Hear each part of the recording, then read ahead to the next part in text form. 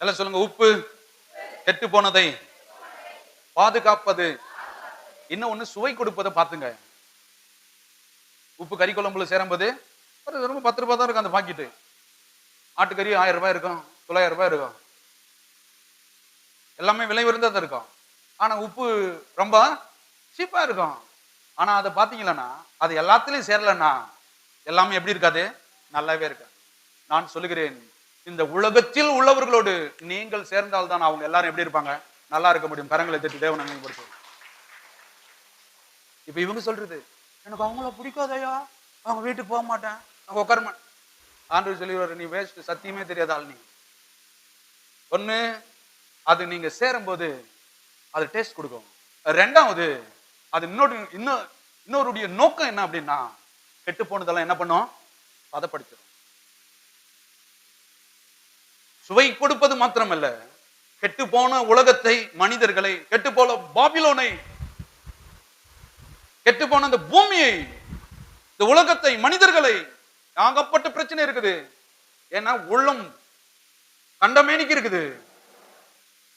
அதை பதப்படுத்த வேண்டும் என்று சொன்னால், உலகத்துக்கு நீங்கள்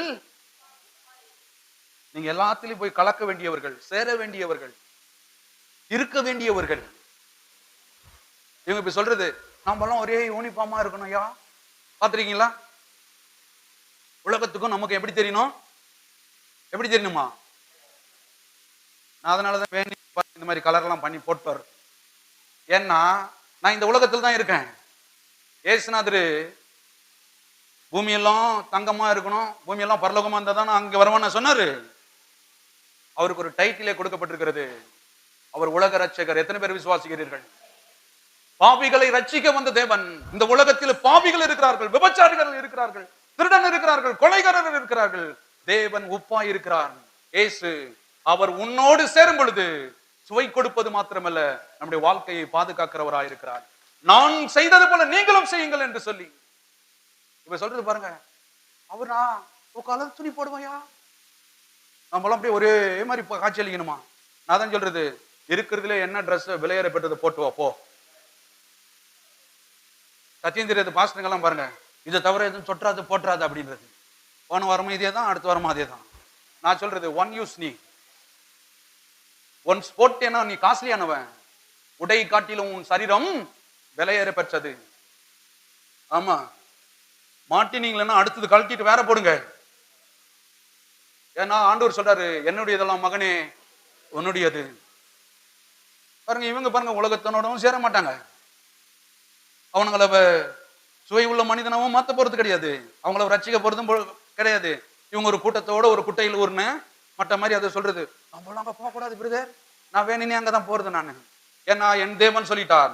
அவர் எப்படி இந்த பூமியில இறங்கி வந்து சக மனிதர்களோடு சொல்றாரு, ஜனங்களை கண்ட பொழுதெல்லாம் என்ன பண்ணாரு?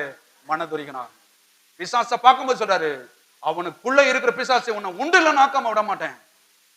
செத்து போயிருக்கிறவனை பாக்குறாரு, அவனை ஜீவனோடு அவனை எழுப்பாம விட மாட்டேன். 4 நாளான லாசுருவை நாருமே நான் உப்பா இருக்கிறேன், அவனோடு சேரும்போது அது வாசனையாய் மாறும். நான் சொல்றேன், உலக மக்களோடு சேருங்கள், வேலைக்கு போங்க, எல்லா துறைகளிலும் நீங்கள் இருக்க வேண்டும். ஆனால் அவங்க மனதை போல இருக்க கூடாது, அவங்களுடைய எண்ணத்தை போல இருக்க கூடாது, அவங்கள மாதிரி இருக்க கூடாது. அதனாலதான் தானியேல் அங்க பாபிலோன்ல இருந்தான், ஆனால் அவர்களை போல இல்ல. இவன் 3 வேளையும் ஜெபிக்கிறவன், 3 வேளையும் தேவனை துதிக்கிறவன். லஞ்சம் கொடுத்தா கூட வாங்க மாட்டான், ஏன்னா அவன் நீதியை நடப்பிக்கிறவன்.